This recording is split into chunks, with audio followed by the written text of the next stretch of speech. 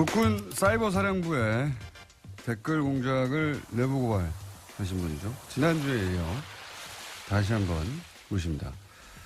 사이버사령부 530 심리전단 김기현 전 부이사관님 나오셨습니다. 안녕하십니까? 네, 안녕하십니까? 예. 지난주에 밝혀졌죠. 다금바리 사용하신.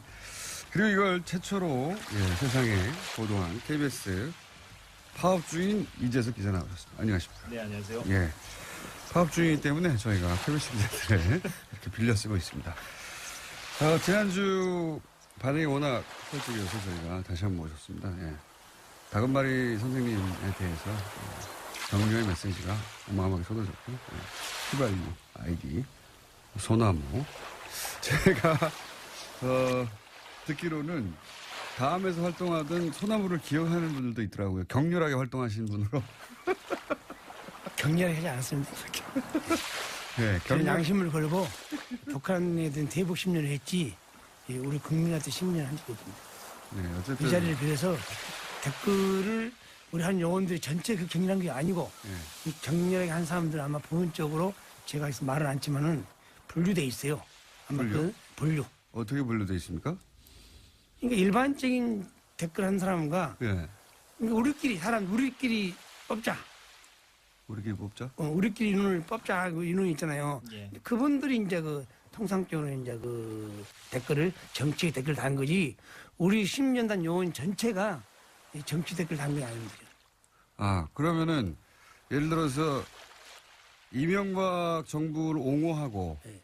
뭐, 예를 들어서 무슨 어떤 정책에 대해서 이거 막 칭찬하고, 이렇게, 소위 이제 정부 선풀이죠. 네. 정부를 옹호하는 댓글을 다는 팀과, 그게 아니라, 야당을 공격하고, 뭐, 특정 지역을 비하하고, 이런 댓글을 다는 팀이 따로 있었어요?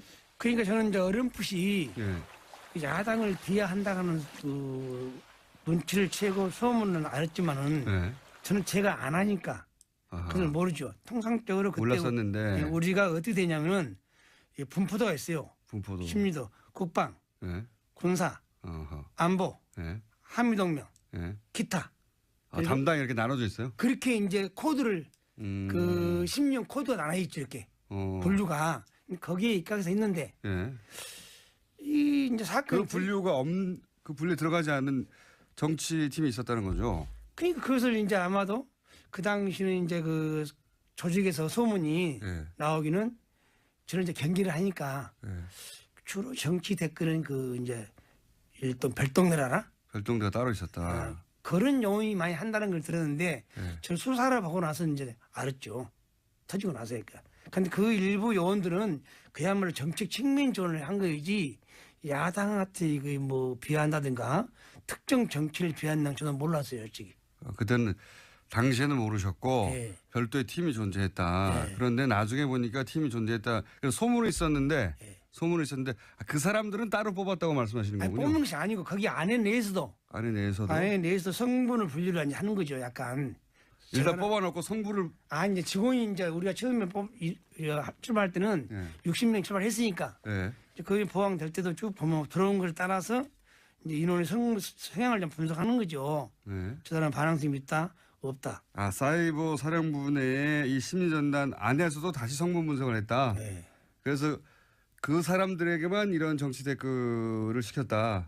그렇죠. 그렇습니까? 예. 네. 그 보안을 유지하기 위해서. 그걸 어떻게 아셨어요?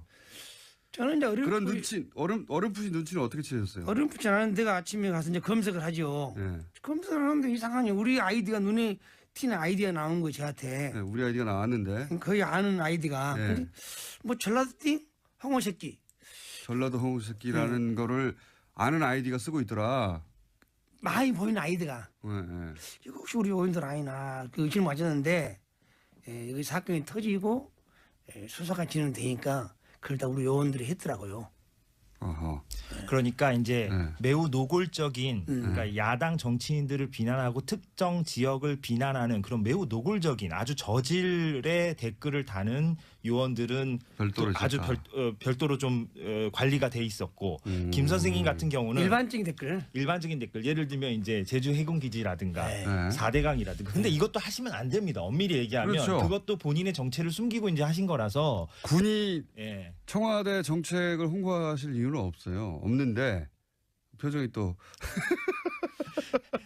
저는 그래서 김 선생님도 이제 저한테 이제 고백하시기로는 네. 본인도 이제 그 책임에서 자유로울 수 없다라고 이제 말씀을 하신 건데 그러나 다만 이제 확실히 분명히 해둘 것은 구분해야 좀 것은 구분이 좀 필요하고 또 팀 내. 김 선생님 같은 경우는 이제 아주 이제 논리적으로 이제 그런 어떤 국방부의 어떤 논리라든가 군의 논리를 이제 그 작업을 그러니까 하신 거예요. 최초에도 정책 측면이라 했지만은 군사, 예, 국방, 예, 한미 군사 동맹 예, 그런 내용만 정책 측면을 하는 거지. 예.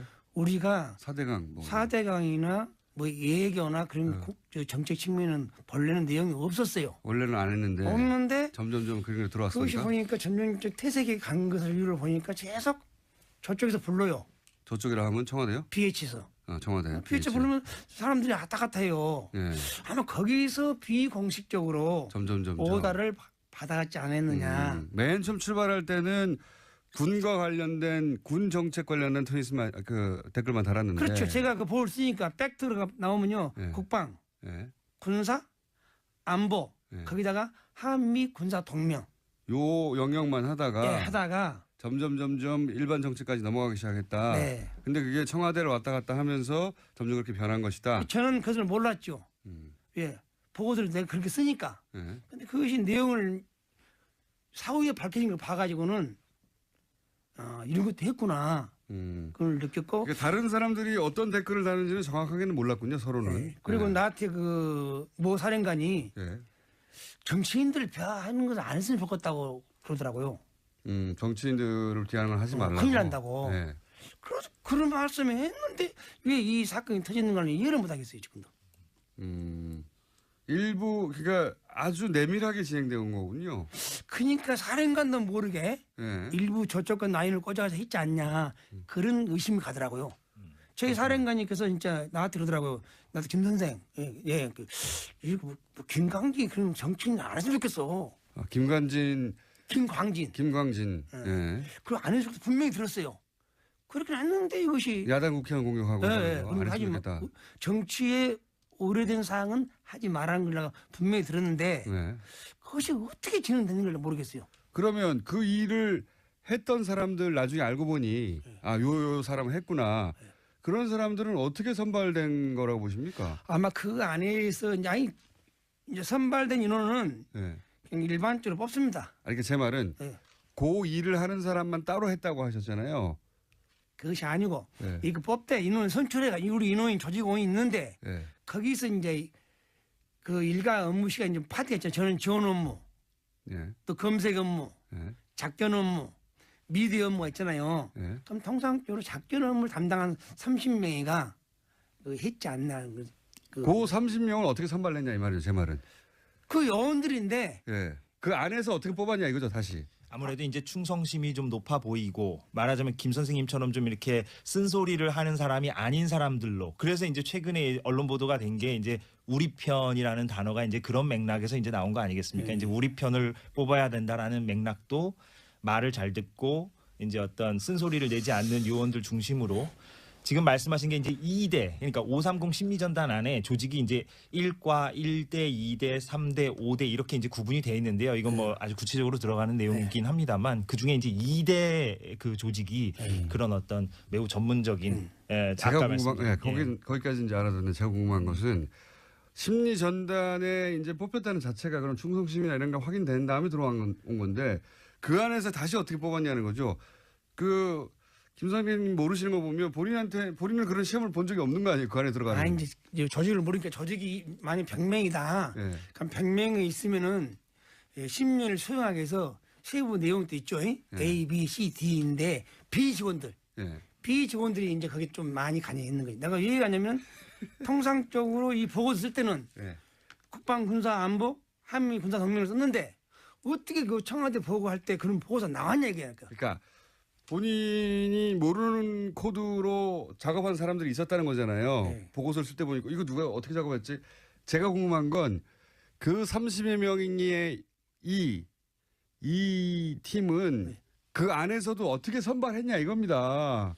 제가 궁금한 건 선생님은 왜 못 들어가셨어요 거기에? 저는 그게 높은데 못 가지 그러니까. 어떤 특정 시험을 본 것이 봤다거나 아니고. 이런 건 아니고 아니고. 네. 그 이대의 그 조직원들이 예. 그 활동을 어떻게 하게 된 거죠. 결과적으로 예, 그래요? 주도적으로 그렇게 하게 된 겁니다. 그러니까 그 혹시 이대, 무슨- 이대 대장을 필두로 해서 무슨 그 뭡니까? 특별청 그 신원조회를 해가지고 뭐 그 안에 뭐 특정 지역만 선발한다든가 아니면 뭐 특정 대학만 선발한다든가 뭐 근데 그 당시 볼 때 그 예, 작전 담당하고 우리 이제 단장하고의 그 요원들 면담을 많이 하더라고요. 면담을. 면담 쭉 관찰해가지고 네. 여기는 보안이 유지되겠다. 그러니까 투입시키는 거죠. 그래서 뭐 별도 뽑는 것이 아니고. 별도로 뽑지 않는다는 거 알겠는데 이게 똑같은 질문 여러 번 하는데 그 안에서 어떻게 선발하느냐. 그러니까 선발하는데 네. 선발은 뭐 그건 뭐 우리 제가 다- 그 구체적으로 여쭤볼게요. 예. 혹시 그 지역 분들은 예를 들어서 경상도 분만 뽑는다든가 아니면 무슨 육사 출신만 뽑는다든가 아니면 무슨 어느 어디 후배들만 뽑는다든가 그런 게 있었어요? 그 팀은 가만히 보니까 주로 이제 눈을 쭉 보니까 예, 참 이런 말 하면 안 되겠지만 내가 하세요. 그 이제 좀 지역도 많이 고려한 것 같더라고요. 아 그렇군요. 예. 예. 아니 간단한 질문인데 이거 10분째. 그러니까 이제 특정 지역만 골라낸다든가 뭐 특정 출신만 특히 이제 골라낸다든가. 충성심이 강한 사람. 알겠습니다. 단편지로 말하면. 그러니까 특정 지역을 주로 선발해서 그 지역에게 그 지역 감정을 유발하는 댓글을 쓰게 만들고 정치적으로 그런 일을 시킨 거잖아요. 아주 사악한 거예요. 예. 아주 그런데 사악한 이제 제가 건데. 여기서 말씀드리고 싶은 것은 정치 댓글은 정책 측면 지원을 한 것은 있지만은 정치 댓글을 이렇게 정치인들이 막 부각된 걸 보고는 내가 놀랐어요. 그것은 아마 은밀히 은밀히. 이 다른 배치하고 협조를 했지 않냐. 왜? 거기를 아따가 되기 때문에. 예. 근데 그러니까 그 보고서를 만들면은 누가 승인해주고 보는 사람이 있으니까 그걸 만들지. 그렇죠. 뭐다 이걸 보고를 합니까? 그 정치인들 그 누트나게. 예. 신변도 아닌데. 예. 그럼 그건 내가 봤을 때는 그 정황으로 봐서는 반드시 뭐 김강진이나 야당 의원들 폄하한 것은 오다를 받았고 했지 국방부 장관이나 그런 사람 오다한 건 없는 거 아닙니까? 그러니까 국방부 혹은 심리전단이 스스로 판단해서 정치 댓글을 단 게 아니라 정치 댓글은 본인의 경험상 틀림없이 청와대 오다에 의해서 실시했을 것이다. 그렇죠. 왜냐하면 네. 청와대를 아따 갔다 하는 내용을 봤으니까. 난 알겠습니다. 지금이라도 그분들이 장관님을 무시하고 지휘 체계를 무시하면서 PH를 다녔기 때문에 나는 PH에서 누가 불러서 거기를 갔다. 가서 무슨 회의를 했고 무슨 오다를 받아왔다. 그분들이 깨끗하게 양심선을 좋겠으면 될까. 현 단계에서는. 그래야 우리 안보가 더 튼튼해지고 이걸로 혼란이 안 오죠. 예. 알겠습니다. 자, 지난주에 저희가 얘기하려다가 시간이 부족해서 못했던 것 중에 오늘 제가 질문 하나가 거의 10분을 까먹어가지고 그러니까 특정 지역 출신들을 골라가지고 특정 지역을 공격하게 만든 거잖아요. 그 얘기를 질문하고 싶었는데 힘들었습니다. 지난주에 이거 있지 않습니까? 김석중 씨. 네. 김석중 씨가 양심 선언을 하려고 했던 네네. 그런 의지를 가지고 있었던 친구였는데 네.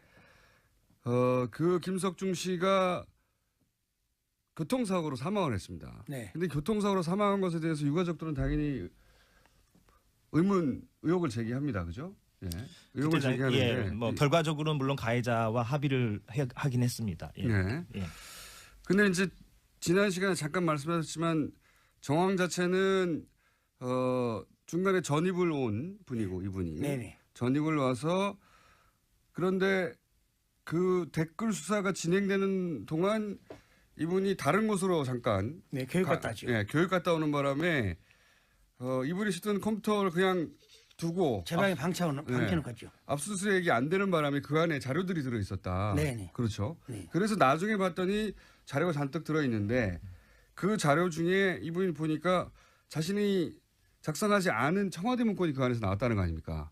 그렇죠? 그렇게 김 선생님에게 제가 얘기를 이제 했다. 예. 네. 와서 나한테는 말이 이 CD를 가지고 와서 예. 저한테 형님이라고요. 형님, 내가 작성하는 보고서 이 안에 많습니다. 네. 그게 무슨 보고야? 그랬더니 본인이 작성하지 않은 보고서가 많다. 그게 무슨 보고야? 청와대 보고한 용의가 많다고 그래요. 그 시들을 나한테 주더라고요. 네. 보고를 하라고. 네. 그냥 보고하지 않겠다. 가지고 가라. 그렇게 끝냈죠. 그리고 나서 이제 이분이 내부 고발자로 지목이 됐다면서요. 네. 예. 그래서 괴로워하고 그러다가 이분을 다른 곳으로 전출을 보냈다면서요. 그렇습니다. 네. 그러니까 저 내부 고발자를 받았지만은 예. 그 이전까지도 조금 행동이 좀 부실했어요. 업무가 좀 나태하고 그렇게 했는데 아마도 이제 그렇게 나태하다 보니까 제보자가 아니냐 예. 그렇게 어명을 받아가면서 저는 대구 가서 죽는까지는 모릅니다. 예. 가기 전에 50일 동안 거기서 인간 이하 취급받았죠. 그 안에서. 예, 예. 대갑질 받았죠. 사병들하고 같이 가둬놓고 규정도 없는 거 혼자 있게 만들고 그래서 내가 몇 번 거인했죠. 저분도 한 인격체니 예. 일단 죄를 지었으면 예. 관련 규정과 절차에 따라서 징계를 합시다. 예. 그러나서 여기서 교육을 쉽게 쓰든가 예. 보내는가 해야지 예. 저렇게 막무가내 가둬놓으면 인권을 가둬뒀어요? 무시하고 가둬놨죠. 어. 가두는 거 아니라 좀 심한 말이지만은 그 병사들 같이 놔둔 거지 간부인데.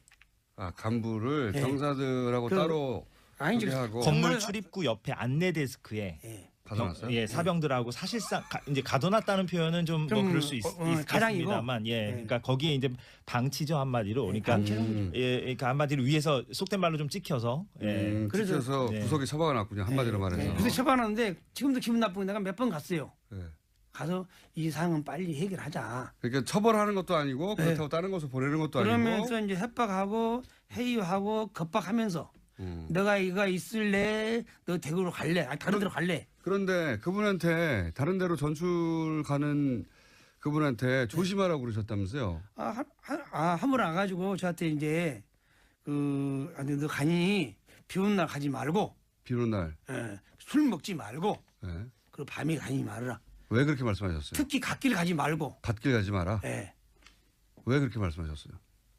제 직감으로 이제 말한 거지. 이제. 직감으로요? 예. 과거에 혹시 계속 이제 방첩 관련 일을 하셨으니까 첩보 일을 하셨으니까 과거에 혹시 이 죽음은 이상하다 그런 기억 때문에 그런 말씀하셨어요? 그런 것보다는 자기 안전을 위해서 내가 선별해서 충고해 준 거죠. 뜬금없이 전출 가는 사람한테 왜 갓길 다니지 말고 밤에 다니지 말고 아니, 제가 또 양심선언으로 말하기 때문에 네. 그런 말을 돌았어요.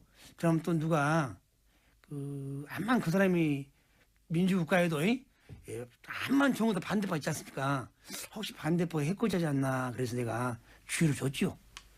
그러니까 네. 그런 주의를 주신 이유가 있을 거 아닙니까? 혹시 그걸 더 은폐하는 세력들이 예. 자기를 합리화하기 위해서 예. 그걸 나가면 자기 합리 안 되잖아요. 입을 막기 위해서 이걸 막기 위해서 할 수도 있다. 그렇게 생각하셨어요? 최고의 가능성을 내가 열어놓고 말한 거죠. 그런 일을 보신 적 있으세요? 없죠, 저는. 없는데 왜 그런 말씀하셨어요?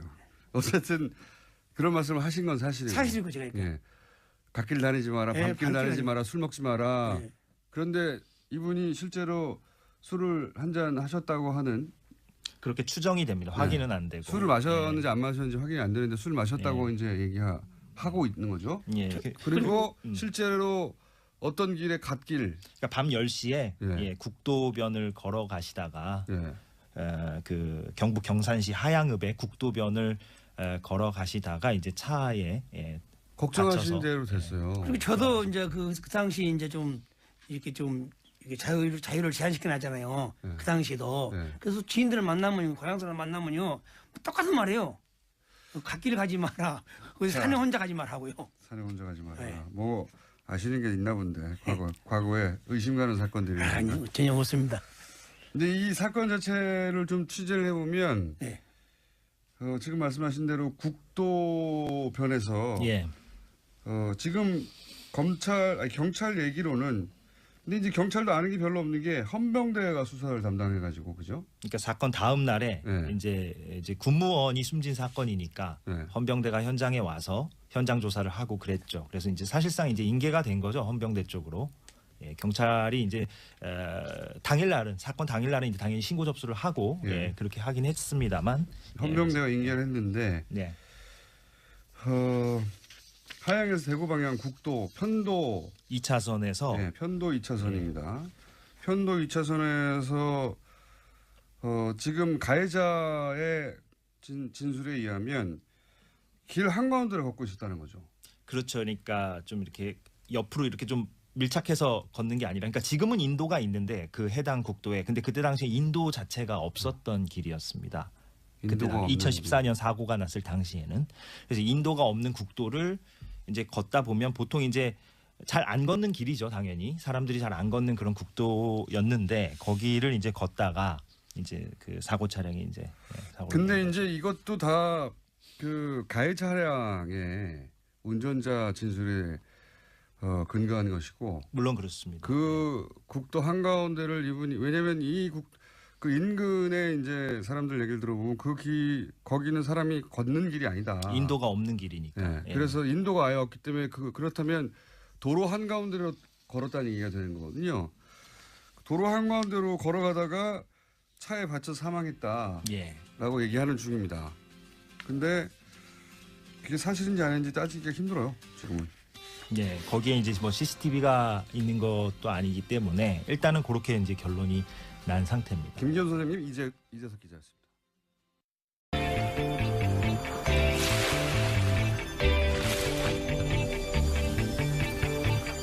안녕하세요, 김호준입니다. 18세기 중엽 포르투갈 리스본에서 대지진이 있었습니다. 인구의 5분의 1이 사망한 이 대재앙은 만성절에 일어났고, 신은 언제나 최선의 세계, 최선의 상태를 유지한다는 신정론을 기반한 세계관이 지배하던 그 시절, 신학자들은 신의 분노를 이야기했습니다. 이에 사상가 볼테르는 죄 없는 사람들이 죽는 것이 어찌 신의 뜻이냐고 묻죠. 훗날 사가들은 이 리스본 대지진이 신의 징벌인가를 두고 당대 사상가들이 벌였던 논쟁을 근대의 시작이었다고 평합니다. 모든 것을 하늘의 뜻으로 받아들였던 시대에서 인간의 이성과 합리가 그 역할을 대신하는 시대로 그렇게 넘어간 거죠. 자유한국당 유호의 최고위원이 포항지들 문정부에 대한 하늘의 준엄한 경고라고 했습니다. 류 최고위원은 포항 시민이 천벌을 받았다는 게 아니라, 그런 말이 아니라고 해명을 했죠.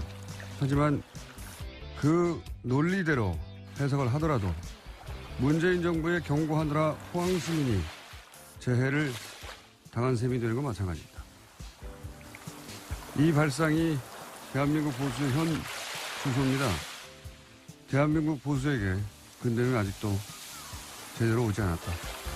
이것도 생각이었습니다.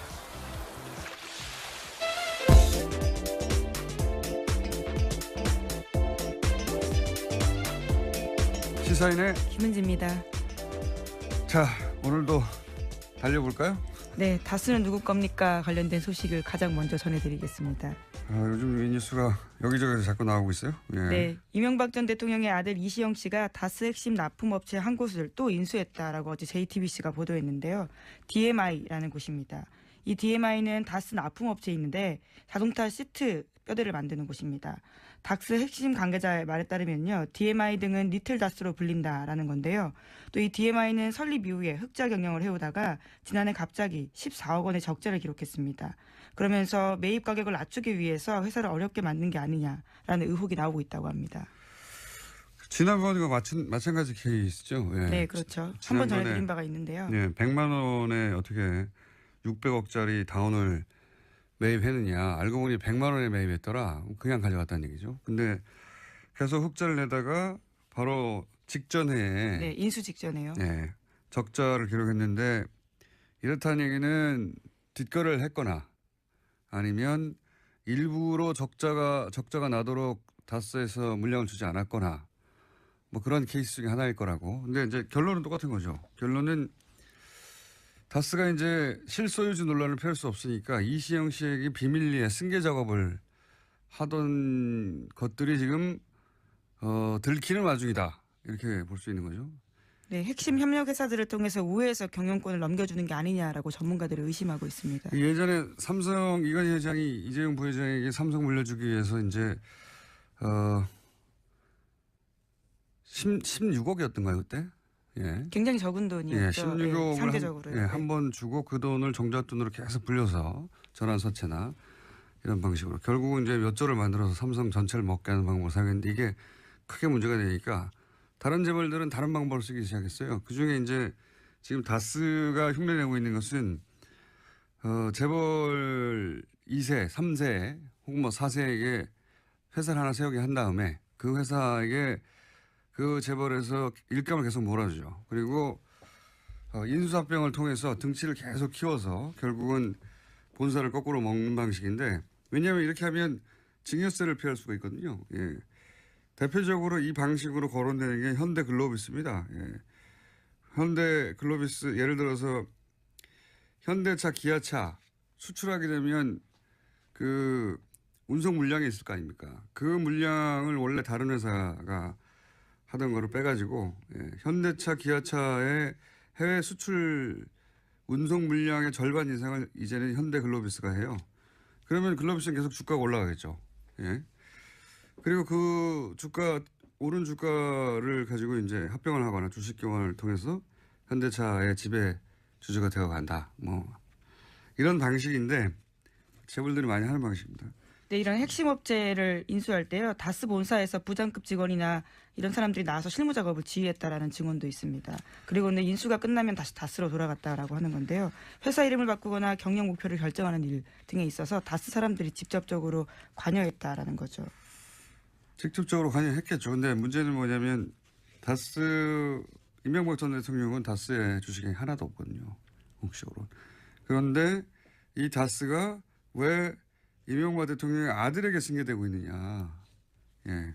당연히 실소유주 논란이 나올 수밖에 없고 그 실소유주는 물려받은 사람의 아버지가 실소유주일 수밖에 없으니까 이명박 전 대통령이 거론될 수밖에 없는 거죠. 예.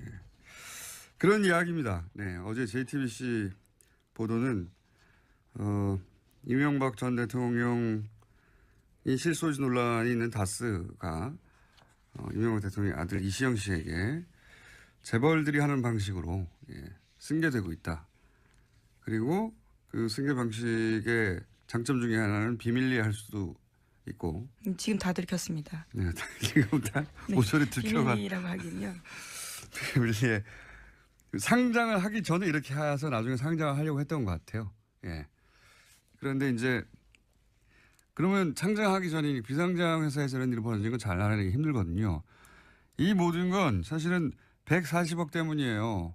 이 140억을 포기했으면 이렇게까지 오기 힘들었습니다. 140억을 계속 파다 보니까 결국은 여기까지 나오게 된 겁니다. 네. 몇 년 전에 이 140억을 포기하지 못한 아버지의 끝없는 돈에 대한 욕망이 결국은 파국을 부를 것이다. 5년, 6년 전에 그런 말을 한 적이 있는데 그걸로 가고 있습니다. 자, 그런 뉴스고요. 두 번째 뉴스는 뭡니까? 네, 국정원 특수활동비 관련된 소식도 계속 전해드리고 있습니다. 검찰이 어제 관련된 혐의로요. 최경환 자유한국당 의원의 집과 사무실 압수수색했는데요. 국정원 특수활동비 1억 원 받았다라는 혐의입니다. 하지만 최 의원은 계속해서 이를 부인하고 있는데요. 어제 관련된 중요한 증언이 나왔습니다. 이현수 전 국정원 기조실장이 자기가 직접 돈을 줬다라는 건데요. 그러니까 배달 사고의 가능성을 일축한 겁니다. 동시에 자신과 함께 다른 국정원 직원도 함께 돈을 줬다라고 했기 때문에요. 자신은 돈을 전달하는 게 임무였고 그걸 안 할 수가 없었다라면서 배달 사고 가능성은 있을 수 없는 일이다라고 JTBC를 통해서 밝혔습니다. 뭐 배달 사고라고밖에 할 수 있는 말이 없는데 배달 사고일 수 없다는 정황과 증언들이 이제 계속 나오는 거고 이렇게 되면 또 이제 정치 공작이 아니라 정치 보복이라고 하겠죠.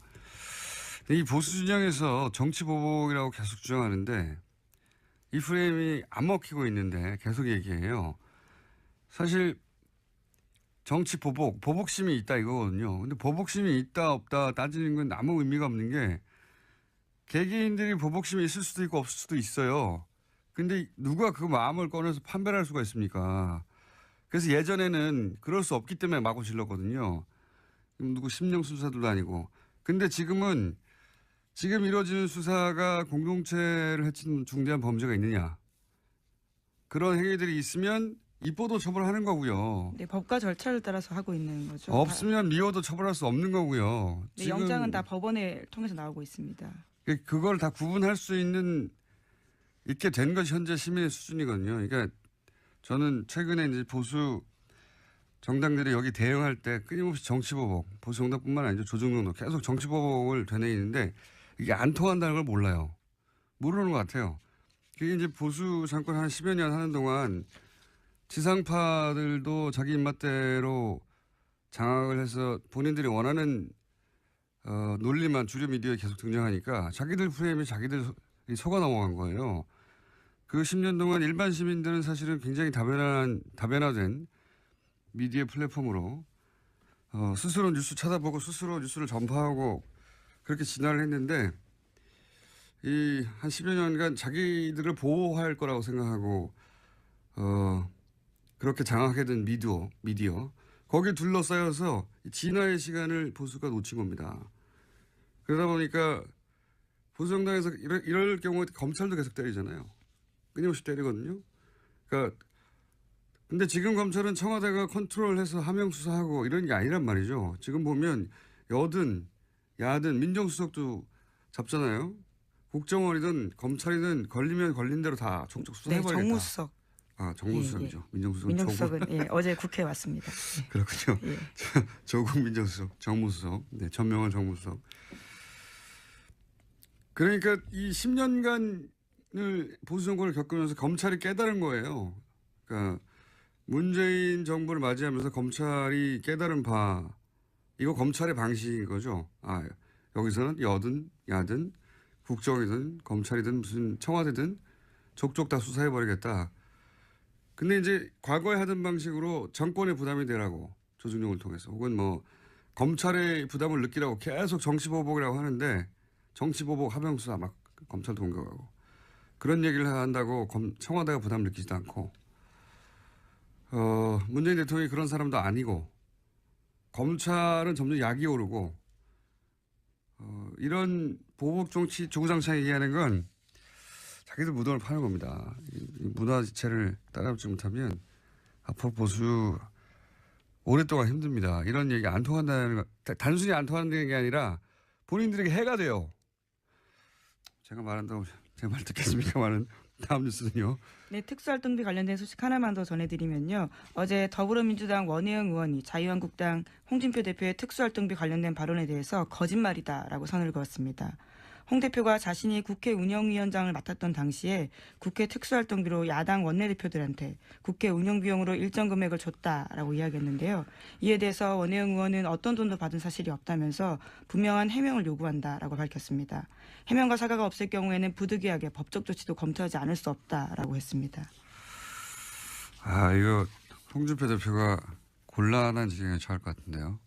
왜냐하면 한 4천 5천 정도가 매달 국회 특수활동비 예전에 판공비라고 불렀어요. 이거 판공비라고 불렀는데 뭐 국회 대책비라고도 하고 여하간 지금 뉴스의 흐름에서 얘기하자면 특수활동비죠. 이게 특활비 판공비라고 불렀던 돈인데 이거가 국회 운영위원장 이게 나온단 말이죠. 네, 여당 원내대표가 겸직을 하고 있는 자리입니다. 당시 원내대표였거든요. 당시 여당 원내대표였고 홍준표 대표가 2008년 9년 그러니까 이명박 정부 때죠. 근데 지난 대선 후보 토론회 때 김진태 의원이 무슨 말을 했냐면 당시 후보가 홍준표 대표에게 국회 운영위원장 시절에 판공비 일부를 집에 가져간 건 문제 아니냐. 이 워딩은 김진태 의원이 한 겁니다. 그러니까 이 판공비요 말하자면. 이 판공비에 대해서 집에 가져간 건 문제가 아니냐 그랬더니 당시에 이제 당황했나 봐요. 토론회 때 뭐라고 대답했냐면 정치 자금으로 쓰고 남은 개인 돈은 집에 가져갔다.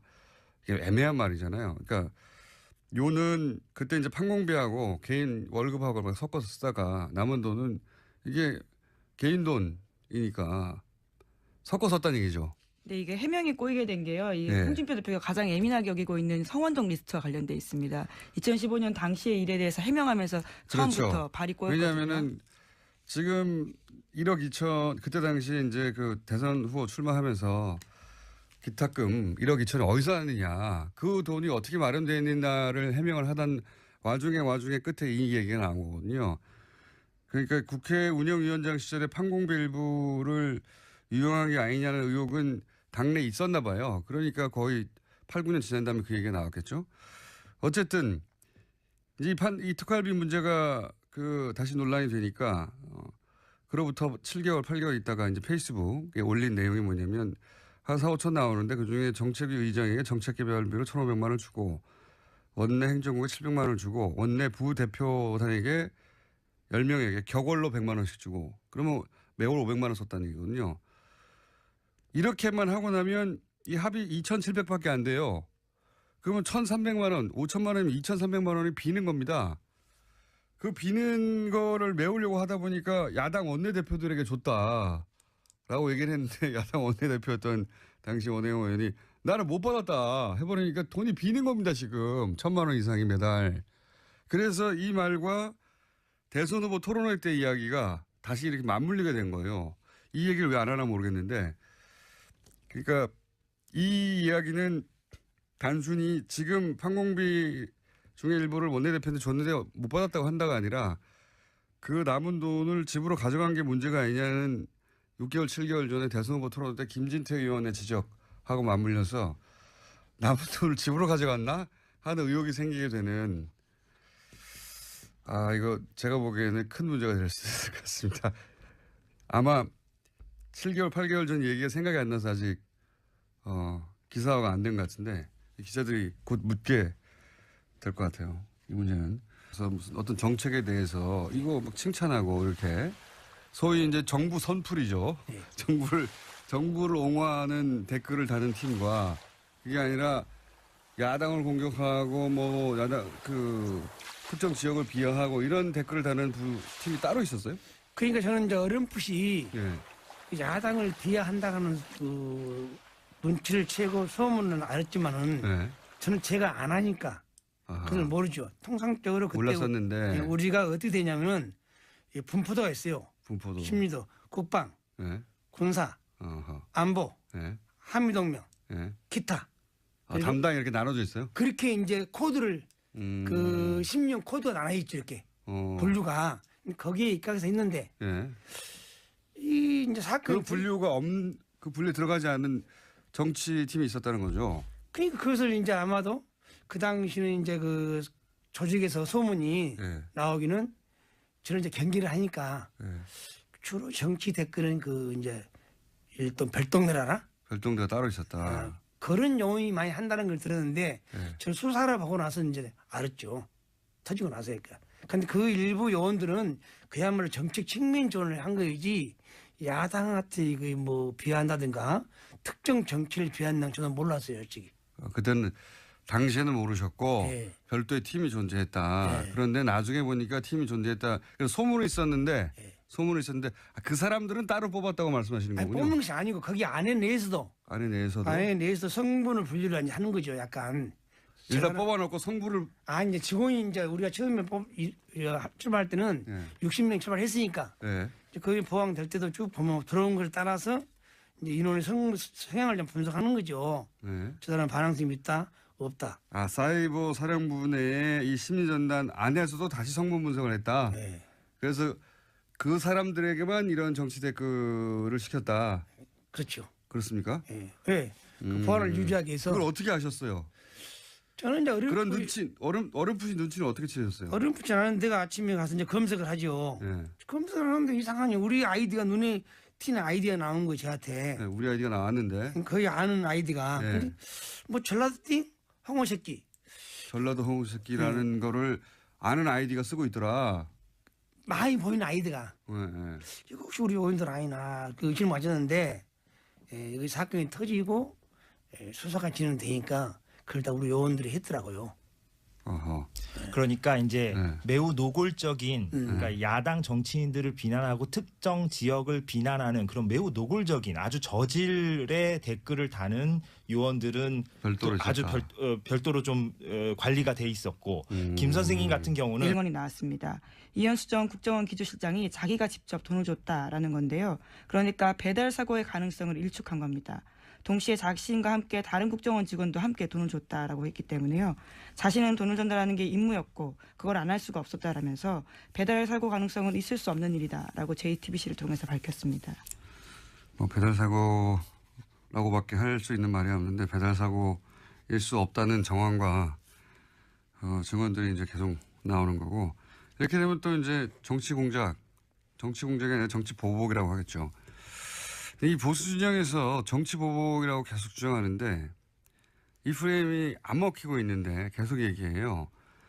사실 정치 보복심이 있다 이거거든요. 근데 보복심이 있다 없다 따지는 건 아무 의미가 없는 게 개개인들이 보복심이 있을 수도 있고 없을 수도 있어요. 근데 누가 그 마음을 꺼내서 판별할 수가 있습니까? 그래서 예전에는 그럴 수 없기 때문에 마구 질렀거든요. 누구 심령 수사도 아니고. 근데 지금 이루어지는 수사가 공동체를 해친 중대한 범죄가 있느냐. 그런 행위들이 있으면 입보도 처벌하는 거고요. 네, 법과 절차를 따라서 하고 있는 거죠. 없으면 미워도 처벌할 수 없는 거고요. 네, 영장은 다 법원을 통해서 나오고 있습니다. 그걸 다 구분할 수 있게 된 것이 현재 시민의 수준이거든요. 그러니까 저는 최근에 이제 보수 정당들이 여기 대응할 때 끊임없이 정치보복, 보수 정당뿐만 아니라 조중동도 계속 정치보복을 되뇌이는데 이게 안 통한다는 걸 몰라요. 모르는 것 같아요.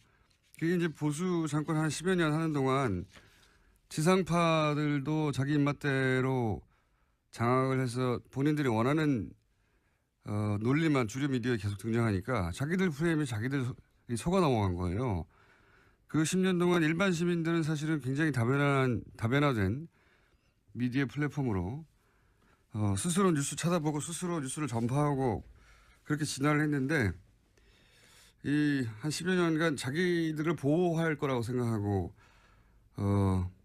그렇게 장악하게 된 미디어 거기에 둘러싸여서 진화의 시간을 보수가 놓친 겁니다. 그러다 보니까 보수 정당에서 이럴 경우에 검찰도 계속 때리잖아요. 끊임없이 때리거든요. 그러니까 근데 지금 검찰은 청와대가 컨트롤해서 하명 수사하고 이런 게 아니란 말이죠. 지금 보면 여든 야든 민정수석도 잡잖아요. 국정원이든 검찰이든 걸리면 걸린 대로 다 족족 수사해버리겠다. 네, 정무수석. 아, 정무수석이죠. 민정수석은 어제 국회에 왔습니다. 그렇군요. 예. 조국 민정수석, 정무수석, 네, 전명환 정무수석. 그러니까 이 10년간을 보수 정권을 겪으면서 검찰이 깨달은 거예요. 그러니까 문재인 정부를 맞이해서 이걸 막기 위해서 할 수도 있다. 그렇게 생각하셨어요? 최고의 가능성을 내가 열어놓고 말한 거죠. 그런 일을 보신 적 있어요? 없죠, 그러니까. 없는데 왜 그런 말씀하셨어요? 어쨌든 그런 말씀을 하신 건 사실이에요. 사실이고 제가 그러니까. 예. 갓길 다니지 마라, 예, 밤길 다니지 마라, 술 먹지 마라. 예. 그런데 이분이 실제로 술을 한 잔 하셨다고 하는 그렇게 추정이 됩니다. 확인은 안 되고. 술을 마셨는지 안 마셨는지 확인이 안 되는데 술 마셨다고 이제 얘기하고 있는 거죠. 예. 그리고 실제로 어떤 길에 갓길 그러니까 밤 10시에 예. 국도변을 걸어 가시다가 예. 그 경북 경산시 하양읍에 국도변을 걸어 가시다가 이제 차에 걱정하신 다쳐서. 대로 됐어요. 그리고 저도 이제 그 당시 이제 좀 이렇게 자유를 제한시켜 놨잖아요. 네. 그 당시에도. 네. 그래서 지인들을 만나면 고향 사람 만나면요 똑같은 말이에요. 갓길 가지 마라. 산에 혼자 가지 말라고요. 산에 혼자 가지 마라. 네. 뭐 아시는 게 있나 본데 과거에 의심 가는 사건들이. 아니요 전혀 없습니다. 근데 이 사건 자체를 좀 취재를 해보면 네. 지금 말씀하신 대로 국도변에서 예. 지금 경찰 얘기로는 근데 이제 경찰도 아는 게 별로 없는 게 헌병대가 수사를 담당해가지고 그죠? 그러니까 사건 다음 날에 네. 이제 군무원이 숨진 사건이니까 네. 헌병대가 현장에 와서 현장 조사를 하고 그랬죠. 그래서 이제 사실상 이제 인계가 된 거죠. 헌병대 쪽으로. 예, 경찰이 이제 당일날은 사건 당일날은 이제 당연히 신고 접수를 하고 예. 그렇게 하긴 했습니다만 헌병대가 인계를 했는데 네. 하양에서 대구 방향 국도 편도 2차선에서 네, 편도 2차선입니다. 편도 2차선에서 지금 가해자의 진술에 의하면 길 한가운데를 걷고 있었다는 거죠. 그렇죠. 그러니까 좀 이렇게 옆으로 이렇게 좀 밀착해서 걷는 게 아니라, 그러니까 지금은 인도가 있는데 그 해당 국도에, 근데 그때 당시에 인도 자체가 없었던 길이었습니다. 그때 인도가 없는 2014년 사고가 났을 당시에는.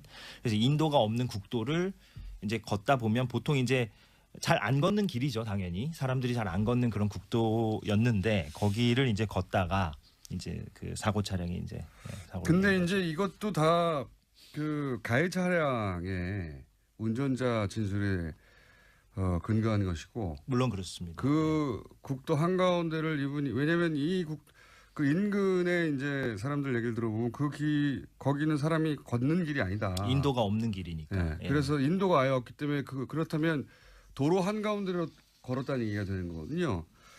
도로 한가운데로 걸어가다가 차에 받쳐 사망했다라고 예. 얘기하는 중입니다.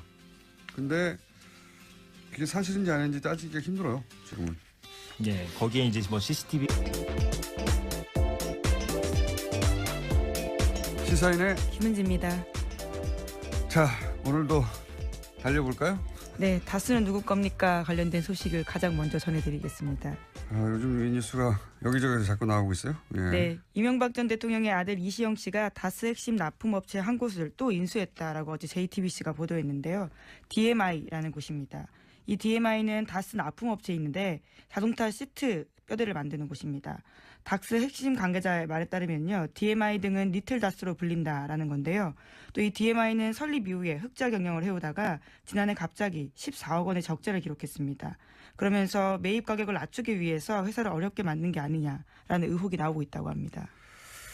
지난번과 마찬가지 케이스죠. 예. 네, 그렇죠. 한번 지난번에 전해드린 바가 있는데요. 예, 100만 원에 어떻게 600억짜리 다운을 매입했느냐. 알고 보니 100만 원에 매입했더라. 그냥 가져갔다는 얘기죠. 근데 계속 흑자를 내다가 바로 직전에 네, 인수 직전에요. 예, 적자를 기록했는데, 이렇다는 얘기는 뒷거래를 했거나 아니면 일부러 적자가 나도록 다스에서 물량을 주지 않았거나 뭐 그런 케이스 중에 하나일 거라고. 근데 이제 결론은 똑같은 거죠. 결론은 다스가 이제 실소유주 논란을 펴을 수 없으니까 이시영 씨에게 비밀리에 승계 작업을 하던 것들이 지금 들키는 와중이다. 이렇게 볼 수 있는 거죠.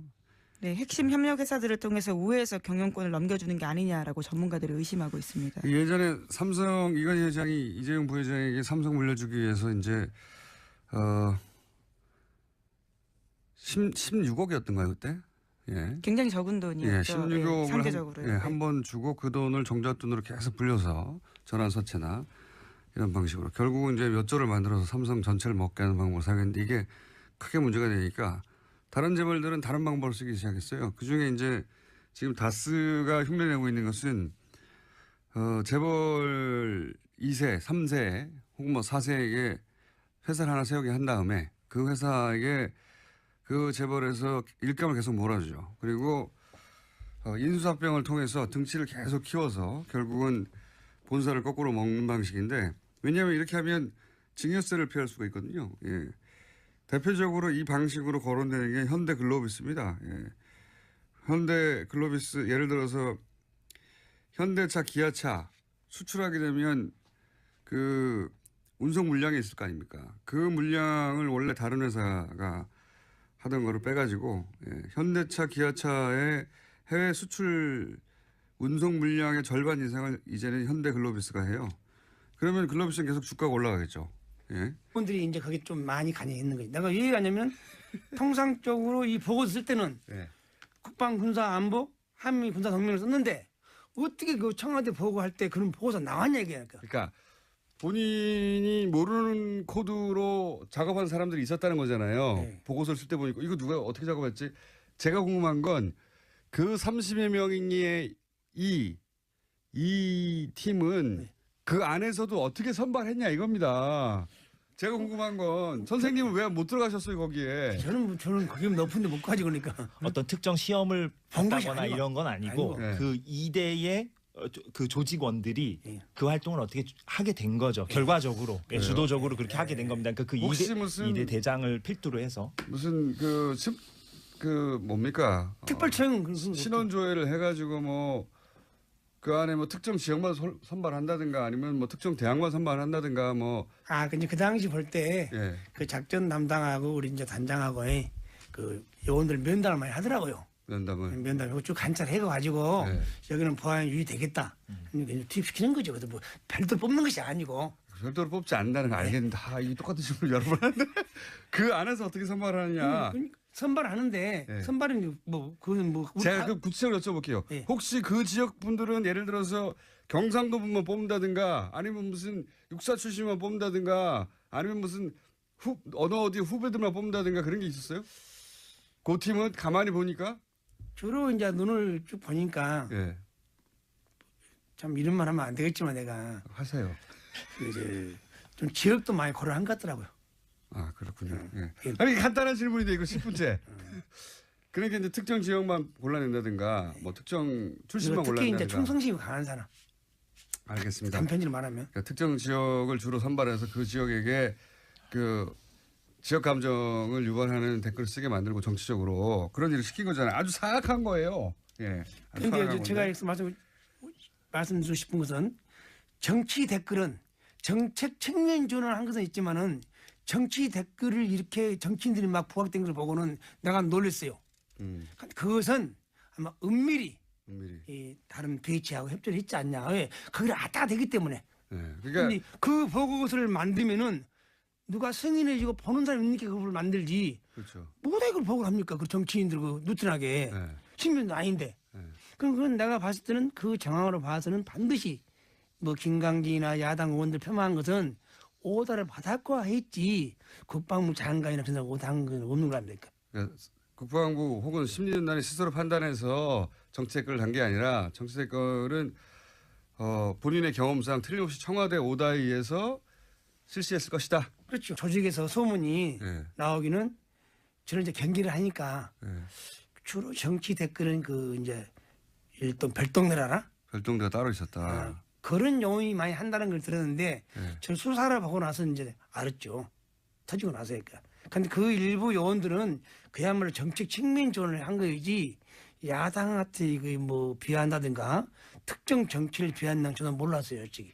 그때는 당시에는 모르셨고 예. 별도의 팀이 존재했다. 예. 그런데 나중에 보니까 팀이 존재했다. 그래서 소문이 있었는데 그 사람들은 따로 뽑았다고 말씀하시는 아니, 거군요. 뽑는 것이 아니고 거기 안에 내에서도 안에 내에서도 성분을 분류를 이제 하는 거죠, 약간. 일단 제가- 뽑아놓고 성부를 이제 직원이 이제 우리가 처음에 출발할 때는 예. 60명 출발했으니까 예. 이제 거기 보강될 때도 쭉 보면 들어온 걸 따라서 이제 인원의 성향을 좀 분석하는 거죠. 예. 저 사람 반항성이 있다, 없다. 아 사이버 사령부 내의 이 심리전단 안에서도 다시 성분 분석을 했다. 예. 그래서 그 사람들에게만 이런 정치 댓글을 시켰다. 그렇죠. 그렇습니까? 예. 예. 그 보안을 유지하기 위해서 그걸 어떻게 아셨어요?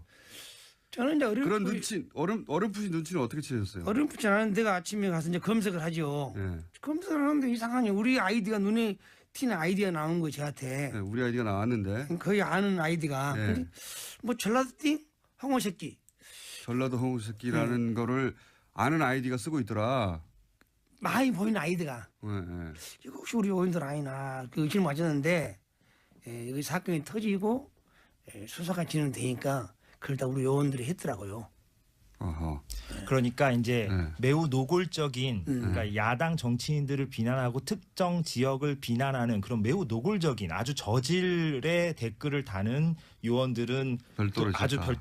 별도로 좀 관리가 돼 있었고 김 선생님 같은 경우는 일반적인 댓글. 일반적인 댓글 예를 들면 이제 제주 해군기지라든가 네. 네. 4대강이라든가 근데 이것도 하시면 안 됩니다. 엄밀히 얘기하면 그렇죠. 그것도 본인의 정체를 숨기고 이제 하신 거라서 군이 예. 청와대 정책을 홍보하실 이유는 없어요. 없는데 표정이 또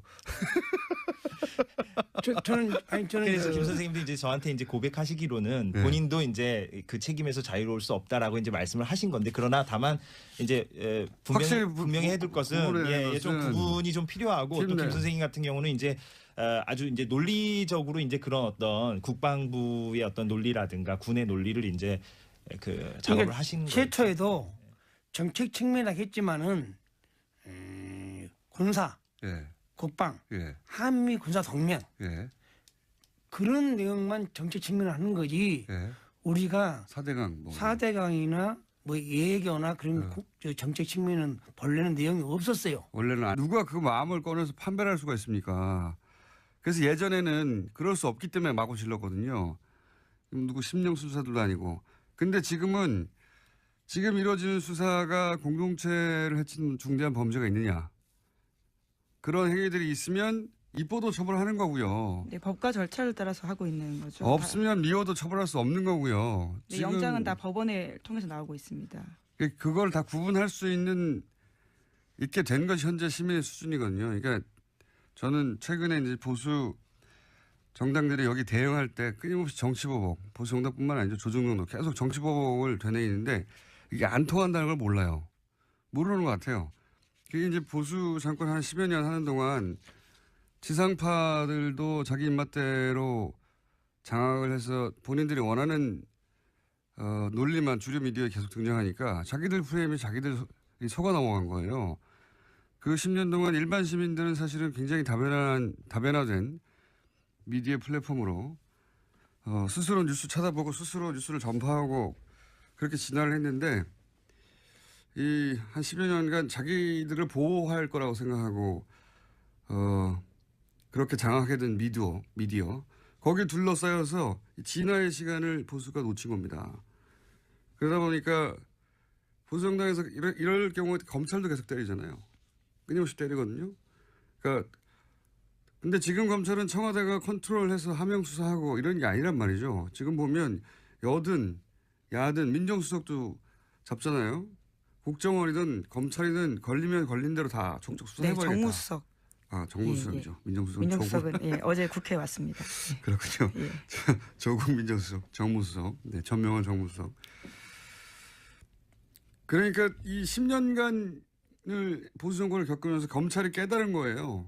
그러니까 문재인 정부를 맞이하면서 검찰이 깨달은 바, 이거 검찰의 방식인 거죠. 아, 여기서는 여든 야든 국정이든 검찰이든 무슨 청와대든 족족 다 수사해버리겠다.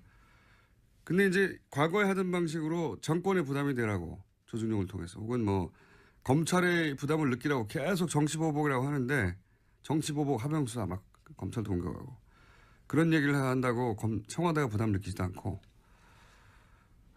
문재인 대통령이 그런 사람도 아니고 검찰은 점점 약이 오르고 이런 보복 정치 주구장창 얘기하는 건 자기들 무덤을 파는 겁니다. 이 문화 지체를 따라잡지 못하면 앞으로 보수 오랫동안 힘듭니다. 이런 얘기 안 통한다는 거, 단순히 안 통한다는 게 아니라 본인들에게 해가 돼요. 제가 말한다고 제 말 듣겠습니까만은 다음 뉴스는요.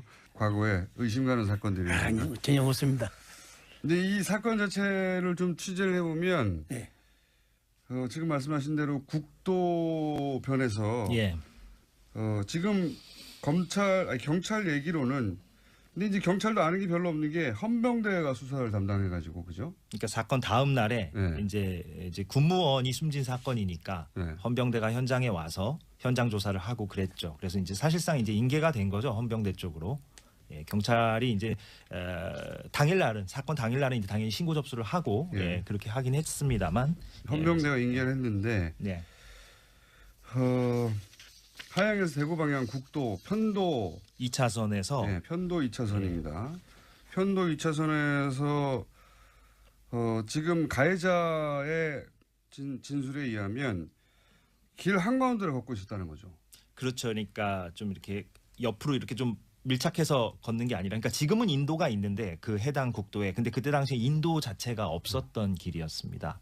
그때 인도가 없는 2014년 사고가 났을 당시에는 그래서 인도가 없는 국도를 이제 걷다 보면 보통 이제 잘 안 걷는 길이죠. 당연히 사람들이 잘 안 걷는 그런 국도였는데 거기를 이제 걷다가 이제 그 사고 차량이 이제 사고. 근데 이제 이것도 다 그 가해 차량의 운전자 진술에 근거한 것이고 물론 그렇습니다. 그 국도 한가운데를 이분이 왜냐하면 그 인근에 이제 사람들 얘기를 들어보면 거기는 사람이 걷는 길이 아니다. 인도가 없는 길이니까. 예. 예. 그래서 인도가 아예 없기 때문에 그렇다면 도로 한가운데로 걸었다는 얘기가 되는 거거든요.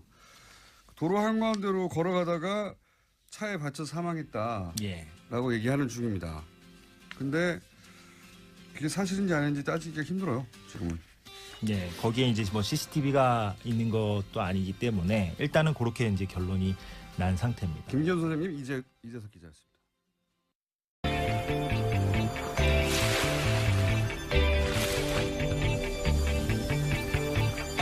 안녕하세요. 김호준입니다. 18세기 중엽 포르투갈 리스본에서 대지진이 있었습니다. 인구의 5분의 1이 사망한 이 대재앙은 만성절에 일어났고 신은 언제나 최선의 세계, 최선의 상태를 유지한다는 신정론을 기반한 세계관이 지배하던 그 시절 신학자들은 신의 분노를 이야기했습니다. 이에 사상가 볼테르는 죄 없는 사람들이 죽는 것이 어찌 신의 뜻이냐고 묻죠. 훗날 사가들은 이 리스본 대지진이 신의 징벌인가를 두고 당대 사상가들이 벌였던 논쟁을 근대의 시작이었다고 평합니다. 모든 것을 하늘의 뜻으로 받아들였던 시대에서